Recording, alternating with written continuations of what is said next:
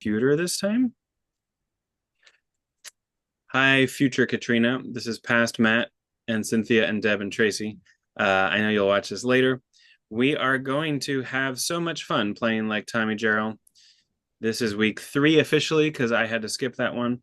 Um, we were going to start with Katrina telling us about she played fiddle at a country gig, like some country band played, and she got to play fiddle, but we'll have to wait till she's back. So instead of Katrina telling us about her gig, Tracy's going to tell us about jamming with Brad Leftwich. Uh, and I already know that she didn't get to like geek out about Tommy Jarrell, but Brad Leftwich was the teacher who got me obsessed with Tommy. He literally wrote the book about round peak fiddle and clawhammer banjo. So Tracy, if you can just tell everyone what it was like to hang out with Brad Leftwich, my hero and kind of still like guiding light for fiddle.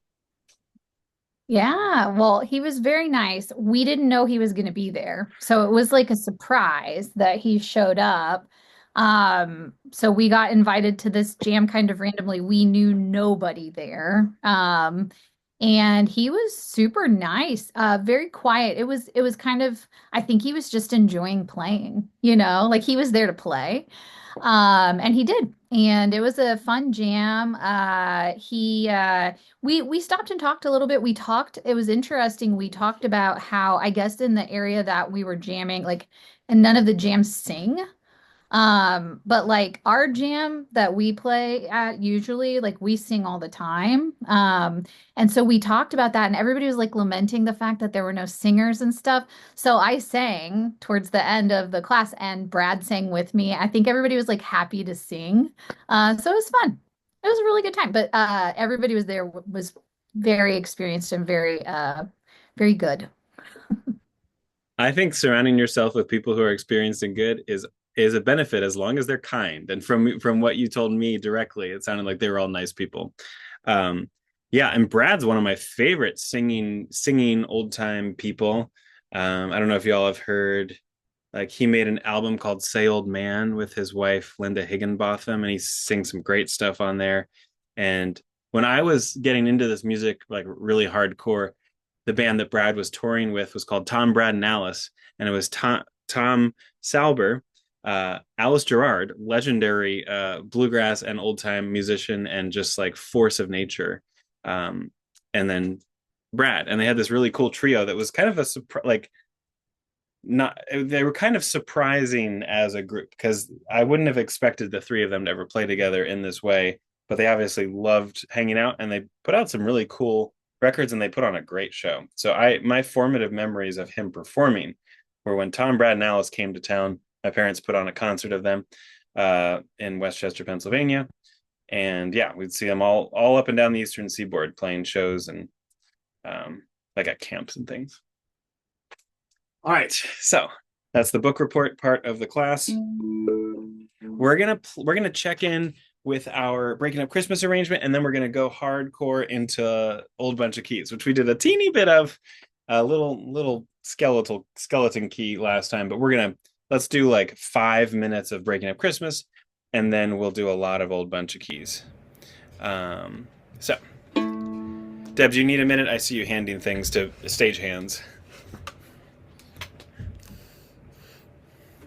Yeah, I'm really having trouble with my, just the dry weather and my fiddle being my key, being able to turn my, yeah, Oh gosh, do you able have to like a costume as it were. yeah? Do you have like a humidifier blasting and all that? I've got stuff in my fiddle case, so yeah, I probably should have a closed room that I keep all our instruments in, but instead I have my husband who's got nice, stronger hands. You have to wrench the peg. Yeah, you could just put a pot of water on the stove and just boil it until it runs dry. That might help a little bit. That's a great idea. All right. Well, I'm going to put you back on mute, but let's give Deb a second to just get tuned up. I was tuned down to like A flat to play along with Tommy before I started this, so I need to check mine and make sure I'm up to pitch.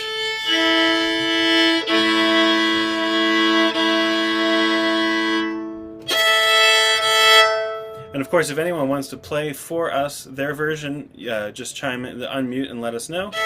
No pressure to do so. I love when I get videos from you folks of you playing these things. That's great. That makes my day. So.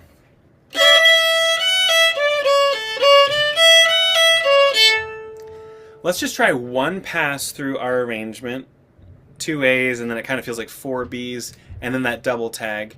Deb, give me a thumbs up when you're good to go, or a bow up or something. There we go. Okay, we won't go too fast. And there's a lot of detail we're all going for, and it's cold and dry and whatever.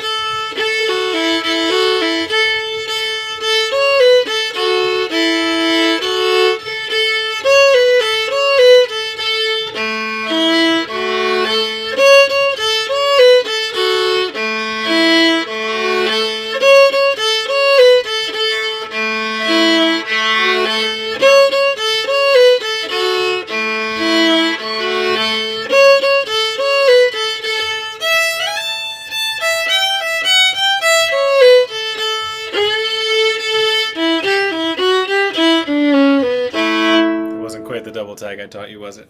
But let me just go around and let me interview all of you and just ask how you're feeling about it. Starting with Deb, who's in a dry place. Can you just unmute and tell us how you're feeling about the A part, the B part, the tag, and this first tune of Tommy's?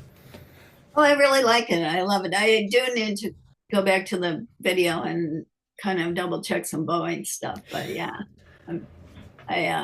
it's great to have. I mean, that's what's fabulous about this is I don't have to have a tape recorder. I don't have to be trying to record you. It's I can access. Yeah, I love that about Zoom. Cynthia in Chicago, tell us how you're doing with just comprehending it and getting it into your muscle memory.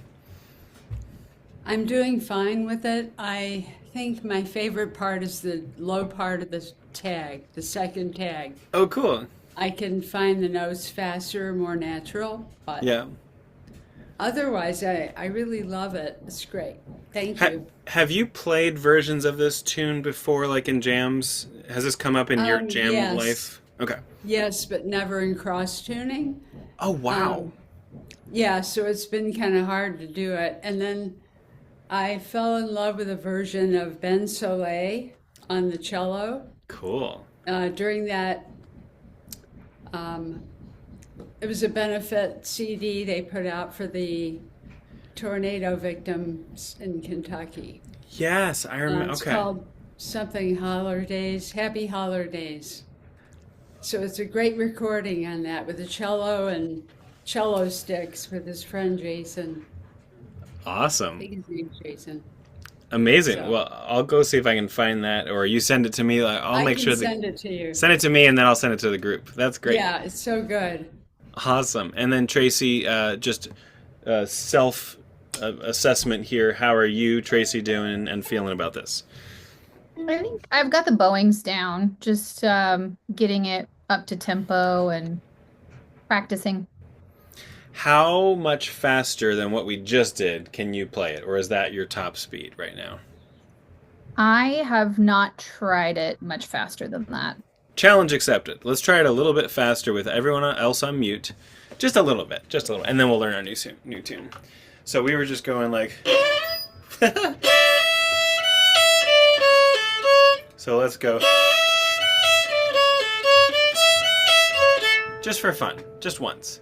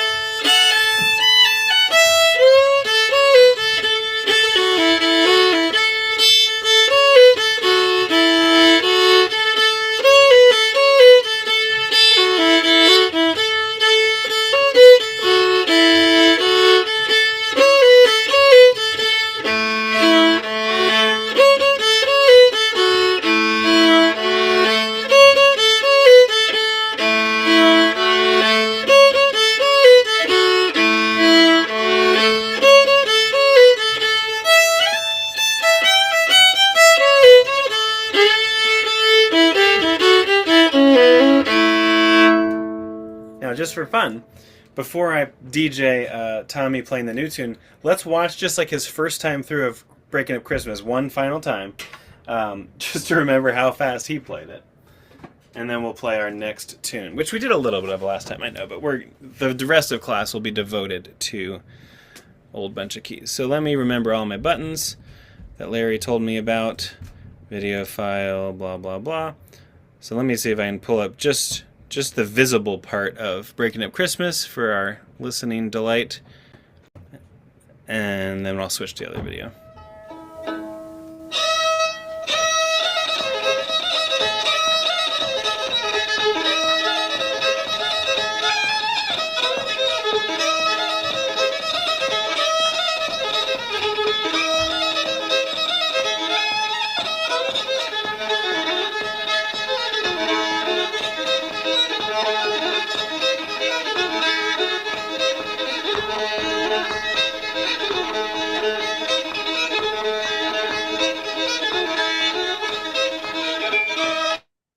So one thing we didn't get into, and we can conceivably do this with Old Bunch of Keys, or we can maybe circle back to Breaking Up Christmas in a week or two. You'll notice he's activating his surrounding drone strings more than we are. We're just focusing on what his melody is and what his bowing is. But to really get the full Tommy Jarrell sound, you'll notice that on these videos, and if you listen to his records that he made, he likes to play on two strings at once at all times, and then have little accents of other strings. And I'm watching that again, I'm reminded of how much he likes to do all that. So maybe as we get deeper into his style and this course, we can bring more of that into what we're doing. But let's move on to our next tune, since I think it's time. And we can always come back to this one. You can keep playing it, of course. And the first three we're doing all in a row are in the same tuning. So my goal is to keep you in the same tuning as long as possible so you can build up a little repertoire. Let's watch this entire 2-minute video of Old Bunch of Keys, and then I'll teach it to you. And that's the whole story. Here it comes. Well, here comes Old Bunch of Keys then.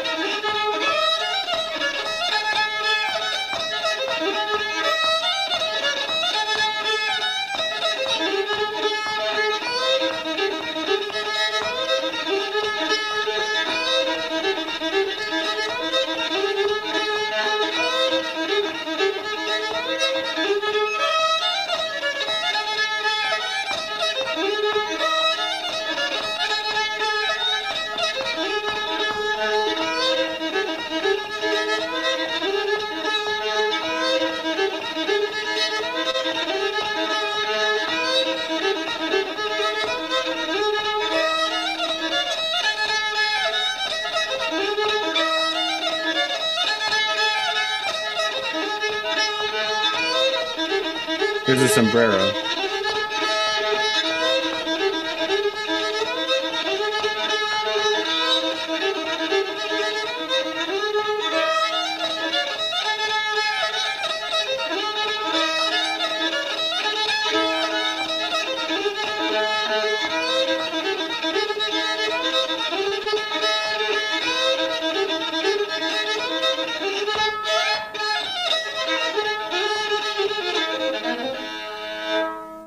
See, we're 2 for 2 with double tags. It was just part of the language, really, the musical language. All right. I remember that at the end of last week's class, I taught you just a skeletal version of the high part. And we're going to start there. On the video, he starts with the low part, and Brad in Brad Left, which is Banjo Book, talks about the language of the fine part and the coarse part. So we'll use that language. So I started you on the fine part. the high pitched part. And let's go there because I am just Brad trained me to play this starting on that part, and I don't know that I can switch very easily. So just to review.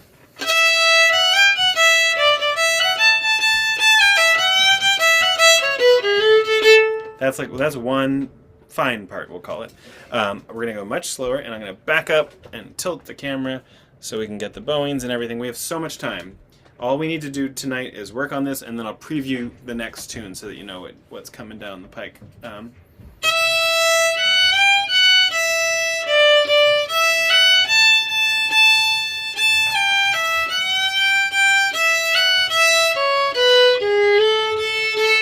There's a little variability here on the E string where the second finger goes.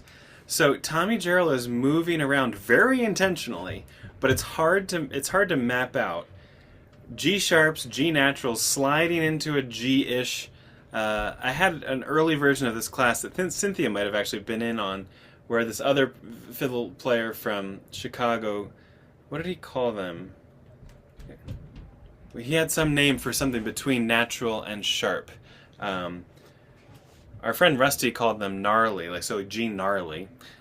G neutral has come up, but like in the round peak tradition, both on clawhammer banjo, which was often fretless, and here on the fiddle, which is always fretless, there is this thing about not always landing the note right where a piano would put it, a G sharp or a G natural. There's rim in between on the fiddle. So Tommy Jarrell is pretty complex in terms of where he puts his G's and his G sharps. I'm going to try and be pretty specific about where I put mine.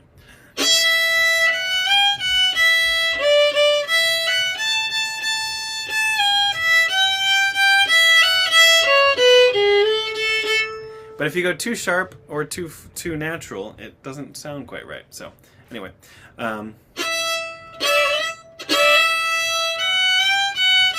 we're going to start with that same D to E thing that that began our fine part of Reign of Christmas.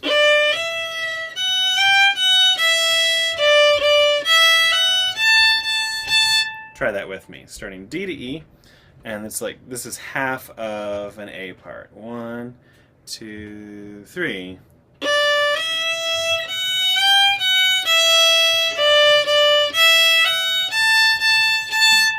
Let's do that again. 1, 2, 3.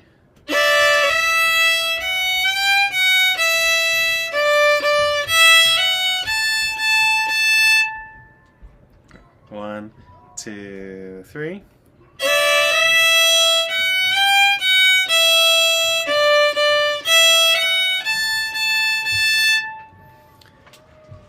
And then we have another. If you think of that as the call, then we have a response that's the same length that ends low. But let's do one more of the call, the first half of the fine part. 1, 2, 3.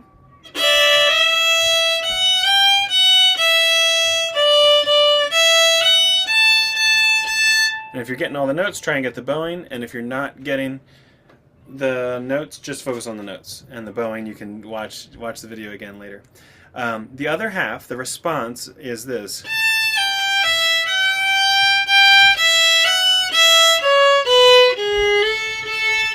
And I find it very difficult to start there, but I'm going to try for your sanity.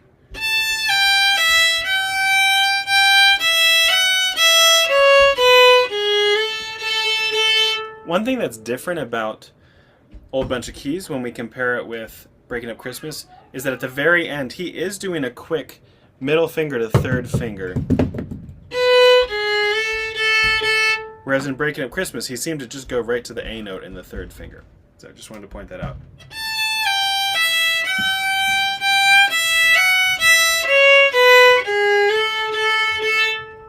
I think I can count in with 3 beats. 1, 2, 3, yeah.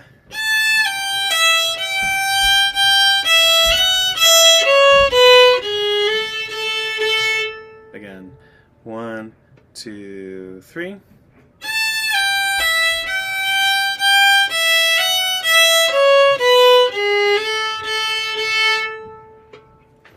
So, chime in if you have a question. The next thing I want to do is put these two pieces back together.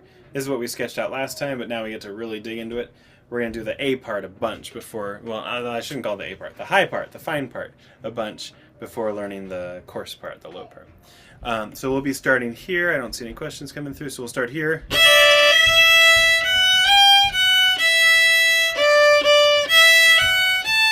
And then we'll keep going.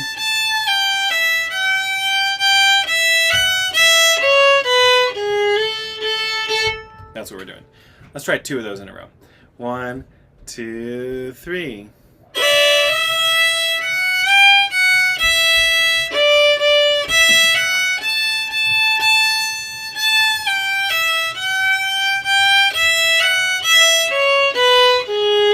Again.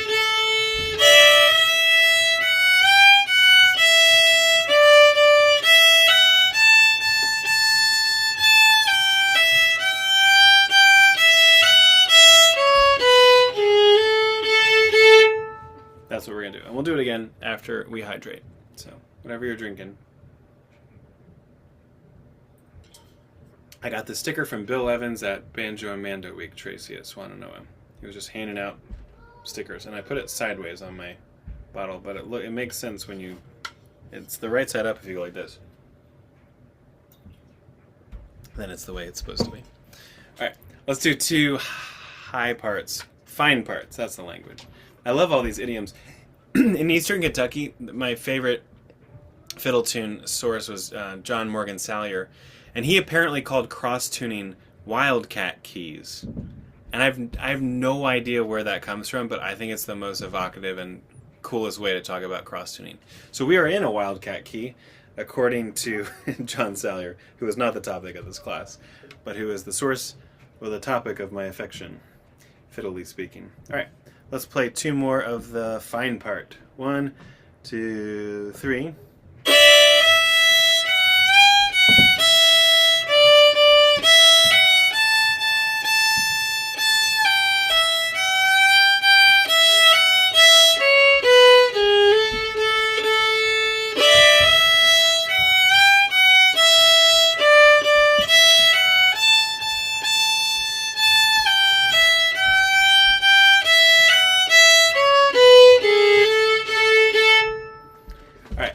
Holler if you need something more.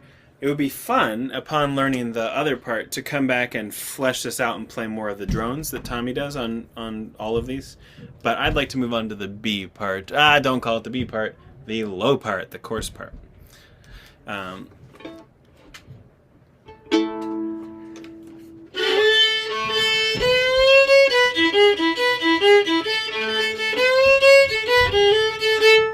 Pretty sure that's how he does it. I've been retraining myself for weeks to play it his way and not the way I've ended up playing it after years of neglect. It's not neglect. It's just anytime you learn a tune, then you go out in the world and you play it for a while and it kind of changes. It's a cool thing. It grows. We'll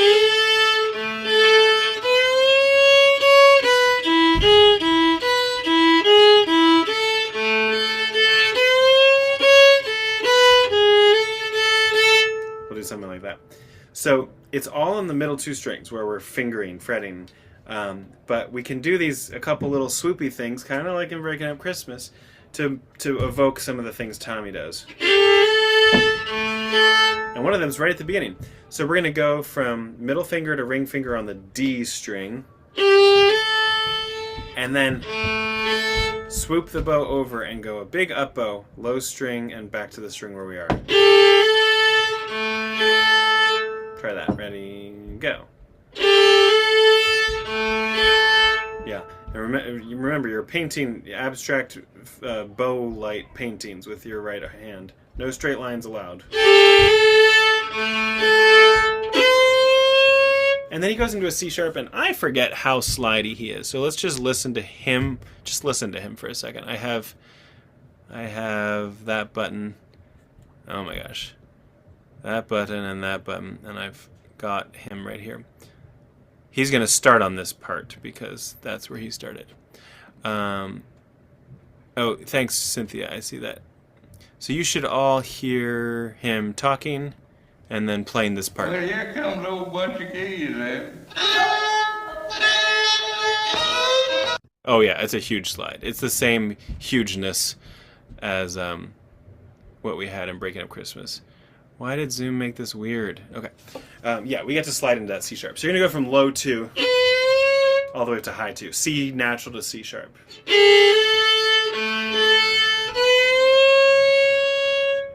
Let's try it. How do you count this in? 1, 2, 3.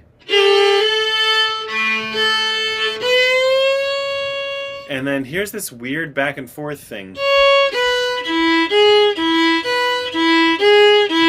which doesn't feel very round peaky at all, but I slow him down and that's what he's doing.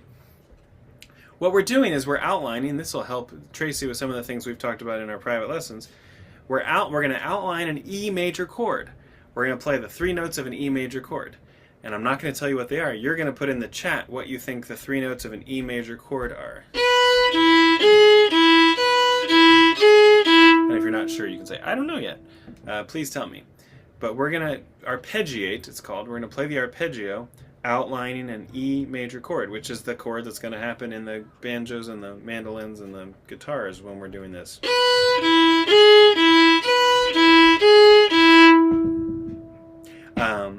Try that, starting on B.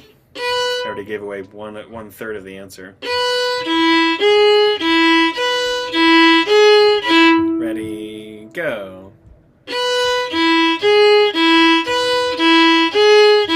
Ready, go.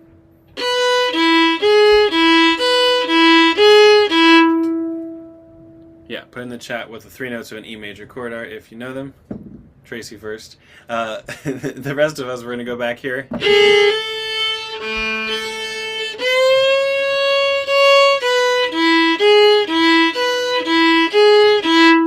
That's everything we know in the course part, ending with this arpeggiation of an E major chord. Try it. 1, 2, 3.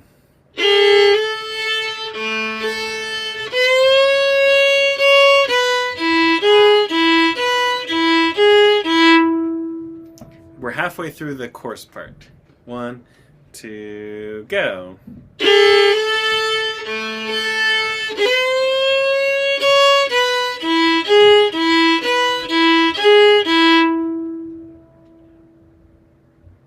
And then we're going to do something else. Does anyone know what the 3 notes of an E major chord are? I already told you one of them. B. B is one of them.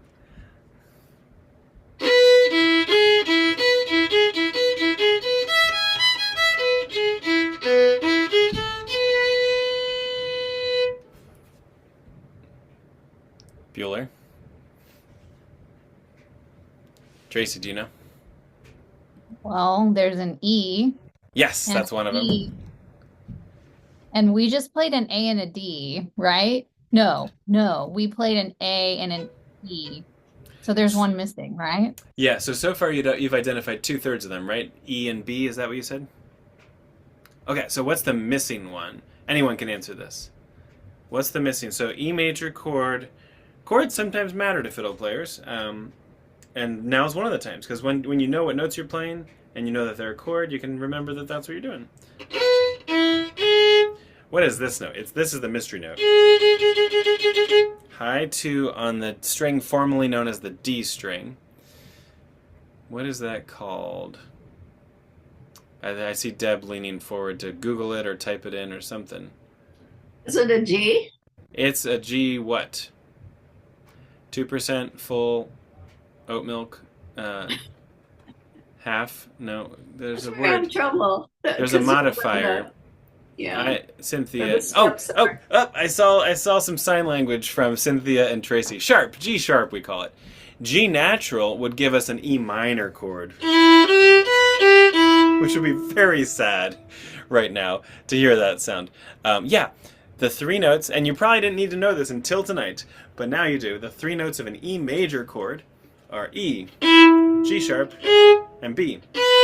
And all we're doing in this little section is arpeggiating an E major chord, which just means playing the notes of, one at a time. And that was your theory lesson for the week. Okay, so from the beginning of the course part,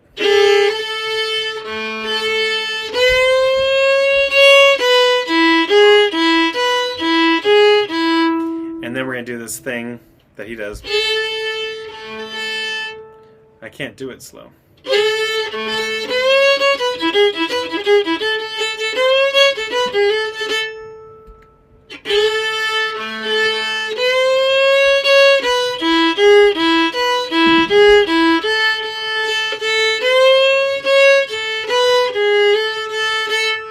Something like that.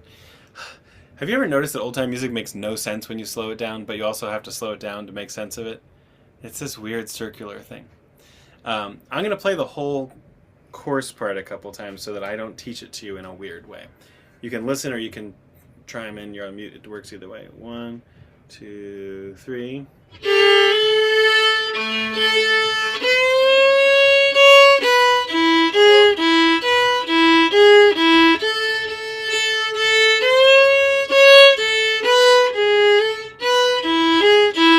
Now I need to listen to him. I'm confusing myself, which is always the fun part of these classes.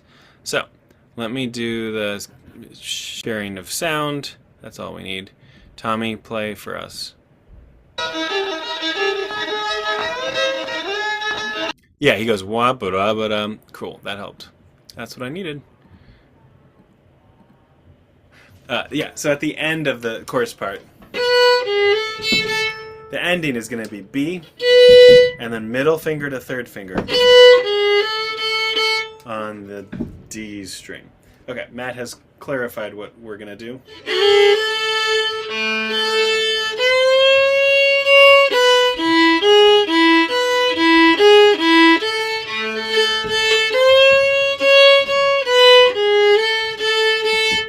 That's the whole thing. Let's just do that a bunch, but maybe a little slower. 1, 2, 3.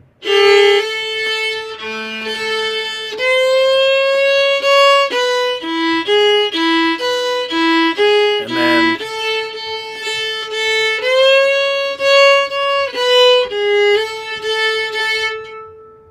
let's try it. 1, 2, 3.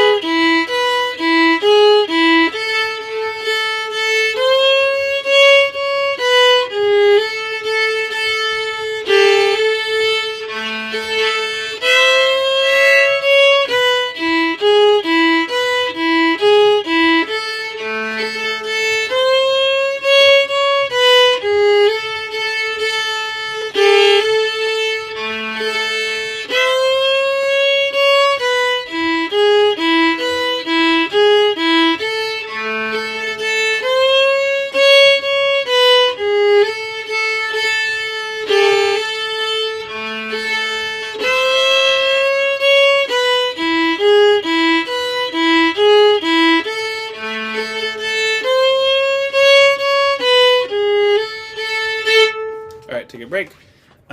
Cynthia, does that make sense?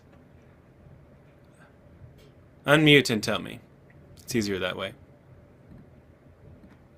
I think it makes sense. I still have a problem at the very bottom line.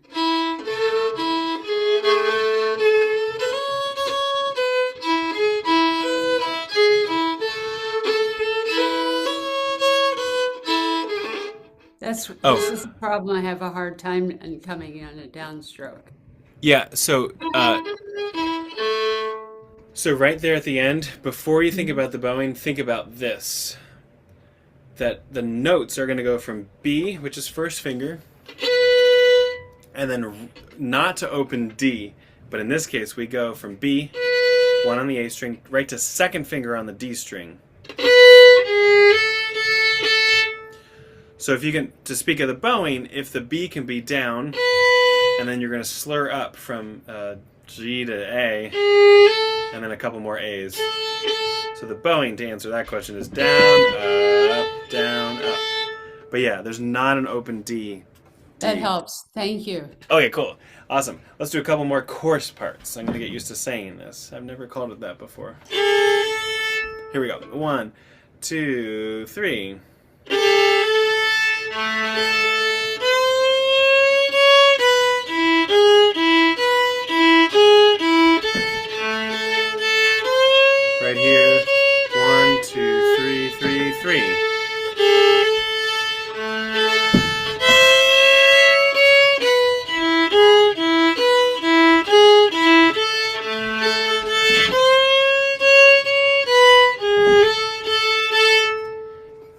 can you chime in and just let me know how you're doing comprehending this low part, this course part?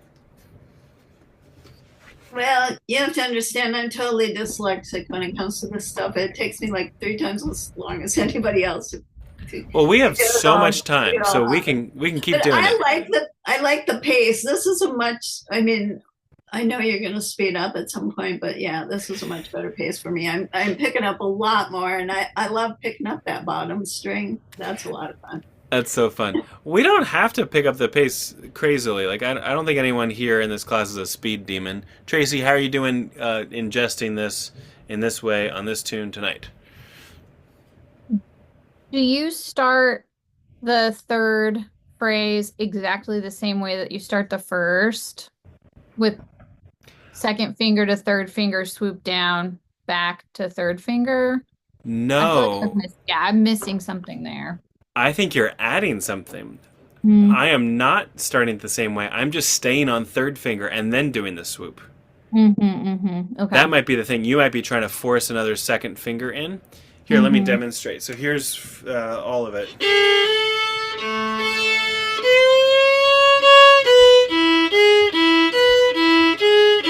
I'm going to go right to third finger.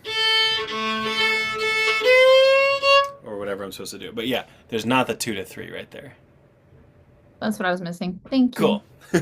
Let's do the low part a bit more before we put the whole tune together. And then last 4 minutes, 3 minutes, I'll preview the next tune. Just so you can, it's very different. All right. Chorus part, we call it. 1, 2, 3.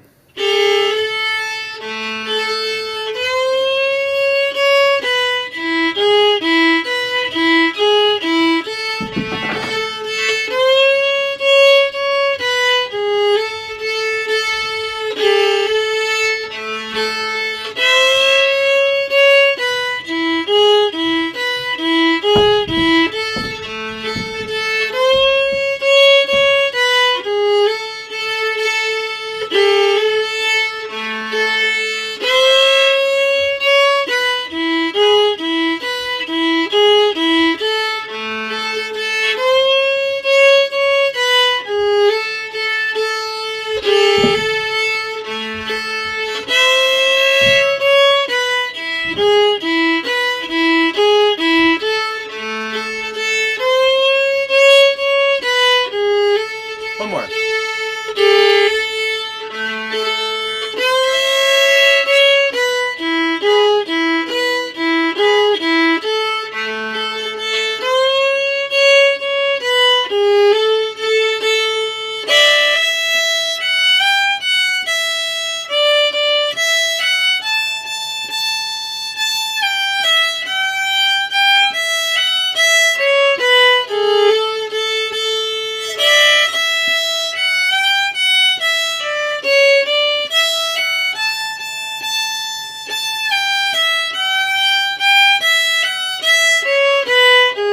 Now the low part.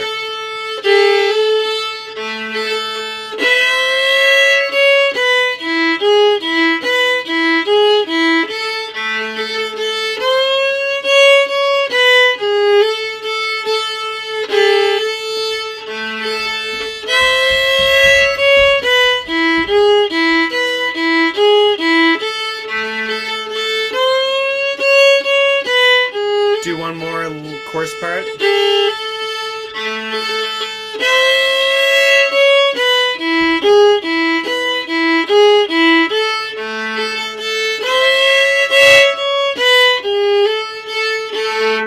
Just for fun and just to be flexible, let's make our class arrangement of this the fine part twice and the coarse part thrice, 3 times.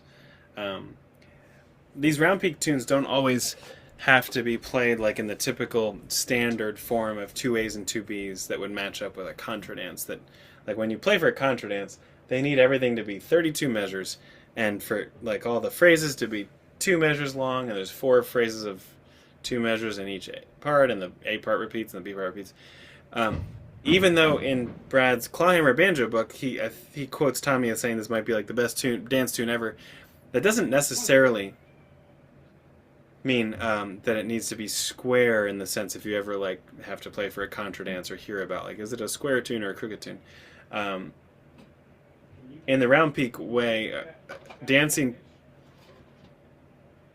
can just as much be like flat foot dancing. One second.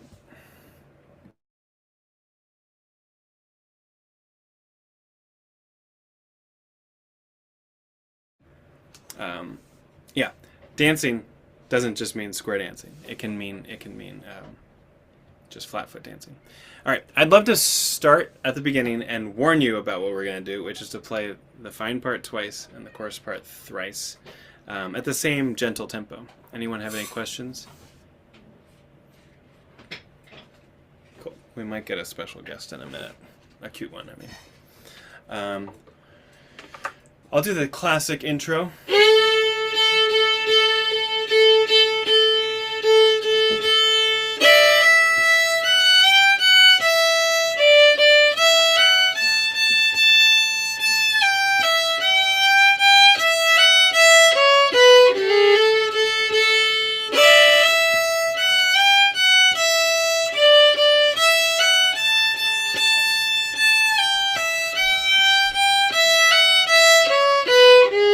Here we go, course part.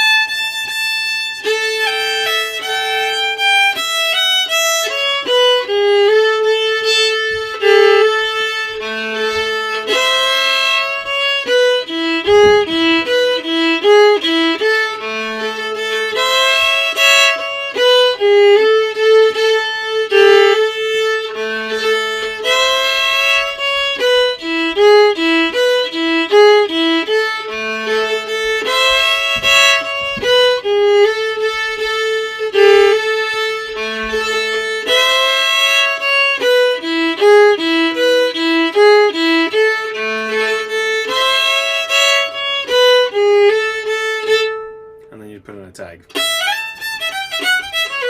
or something. Questions, comments, jokes, or recipes about Old Bunch of Keys, our second Tommy Jarrell style A tune.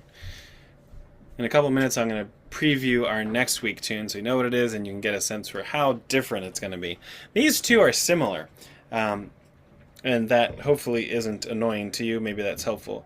I feel like Breaking Up Christmas and Old Bunch of Keys are similar and exciting tunes, great for playing in a jam, and for a lot of dancing. So, everyone cool? Let's try this tune just a little bit faster, just for the fun of it. You're on mute, so you can, if you want to leave out every other note, that's fine. Let me find a tempo that's friendly. That's very friendly. Maybe too friendly. Let's go faster than that. This is my new metronome. For years I've just used my phone, but I use my phone to film myself for banjo stuff, and so I needed an extra metronome. Finally got one.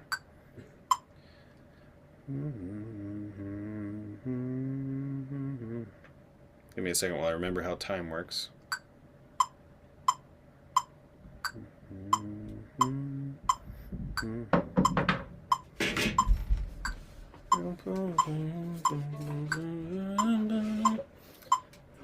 Is this where we were, though? This feels very similar.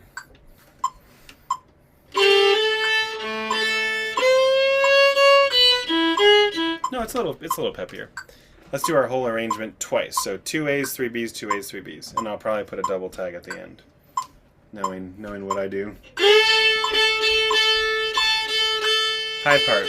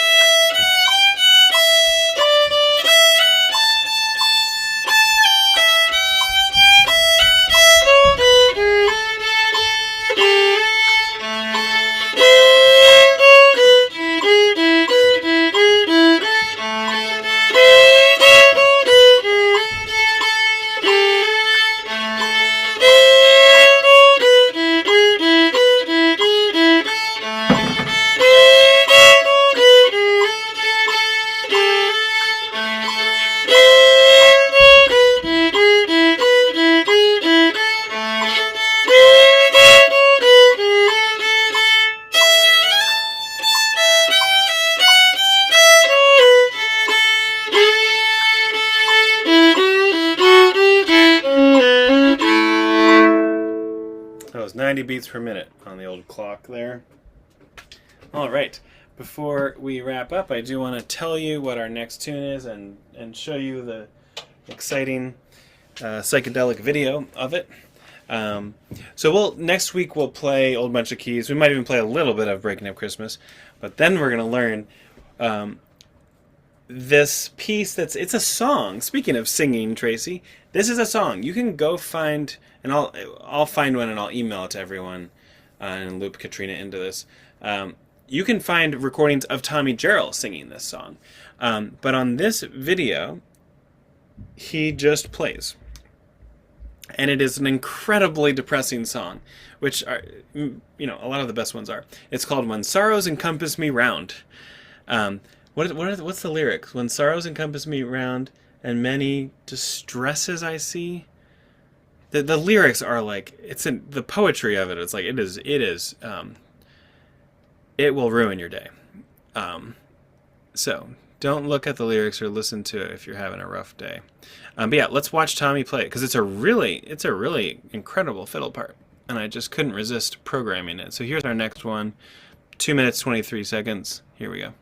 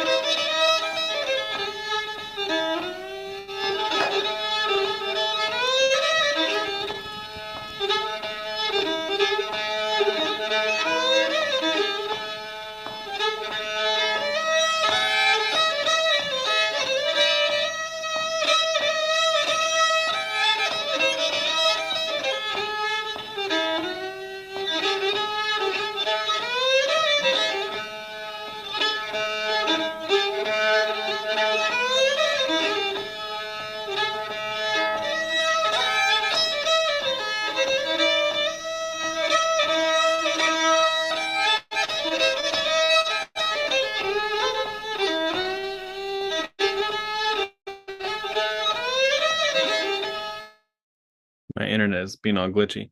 Let me see if I can find just a vocal version real quick before we go. The thing that's going to make this easy to learn next week is if you have the lyrics running through your head, which I do, and you might not yet. Let me see if I can find Tommy's version. There are all sorts of people who've covered this, but I'm trying to find the Tommy Jarrell version. Nope, those are just weird videos. Let me go one other place. Oh, I know where I can go.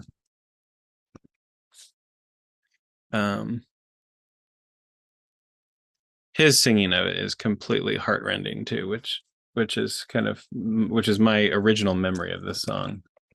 Let's see if it's in here. This might do it. Let me check in my ears.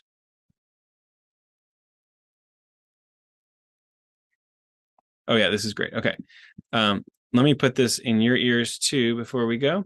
And I'll send, this is what I will send to you is this audio performance. You'll hear some banjo, but that's okay. We love the banjo in this class. Here comes the singing version. Can you hear it?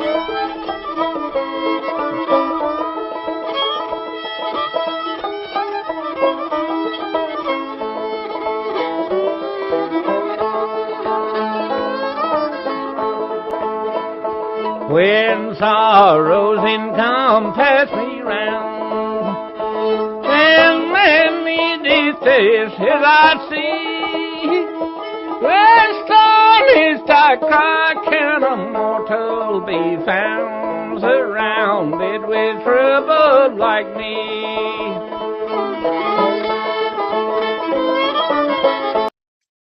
Yeah, it's pretty disheartening, in the best sort of way. So I will send you that whole recording. It goes on for another couple minutes. But I feel like my favorite version, I don't know if it's on the internet. I had a CD it's the only recording I've ever heard of Tommy with a whole band. I forget if I mentioned this early on, but there was an album that had him on fiddle and Audie Lineberry on bass and Bobby Patterson on guitar, and I think Kyle Creed on banjo. And it's them playing a lot of the Round Peak repertoire, but a 4-piece band, which wasn't very common. Usually these recordings were just like fiddle and banjo. And I think there's a version of it on that record. I'll see if I can find a digital version, or if any of you have it, send it to me. But anyway, that marks our time for this week. We will review Old Bunch of Keys, maybe sneak in a little Breaking Up Christmas if we have time, but then we'll learn that fiddle part, that mournful fiddle part, and it's just one thing. It's just like the equivalent of one verse. There's not an A and a B part, so it's not long and it's not fast. So I know we'll be able to learn it in one sitting next time. Y'all have a great week. Hopefully we'll see Katrina in the Zoom next time, and just send me an email if you have any questions, or if you have a recording of you playing our first 2 tunes, either one of them. I'd love to hear it. Bye. Bye-bye. Thanks.